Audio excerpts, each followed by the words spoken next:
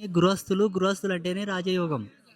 దానికి ఒకటి తోడు కావాలి. ఏం తోడు అంటే గురువు అనేవాడు తోడు కావాలి ఆ ఇంటికి.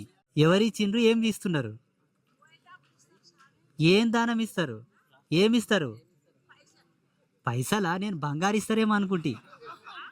తీసుకో, ఏం కాదు, తీసుకో తీసుకో.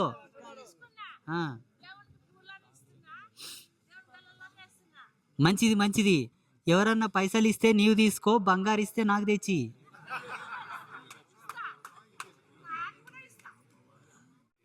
మీరు అడగొద్దు, మీరు అడగరాదు.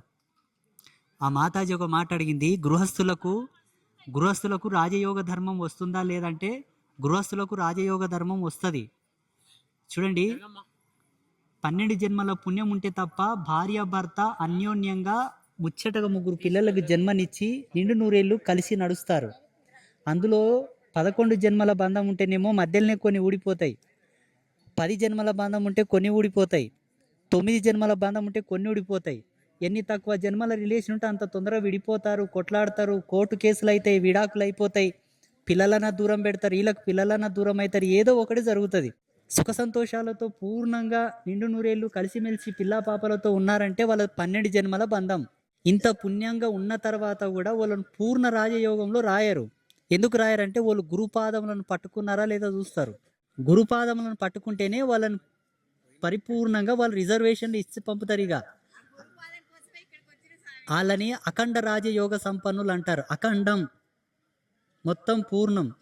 గురుపాదం పట్టుకోకపోతే అర్ధ, గురుపాదం పట్టుకుంటే పూర్ణం. అప్పుడు పూర్ణ రాజయోగులు అయిపోతారు.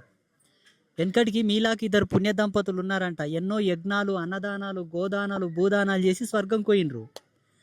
అక్కడ తీర్మానం అయిన తర్వాత వాళ్ళని మళ్ళీ భూలోకంగా పంపుండ్రు అని చెప్పిండ్రంట. వాళ్ళు షాక్ అయినరు.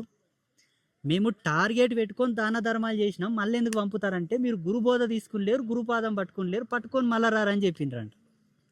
అదొక్కడే చేసి అయ్యేపోతుండే కదా. అర్థమైనా? ఇప్పుడు ఆ మాతాజీ అడిగిన మాట చాలా గొప్ప మాట. మరి అందరు చేస్తురో లేదో కానీ చూద్దాం.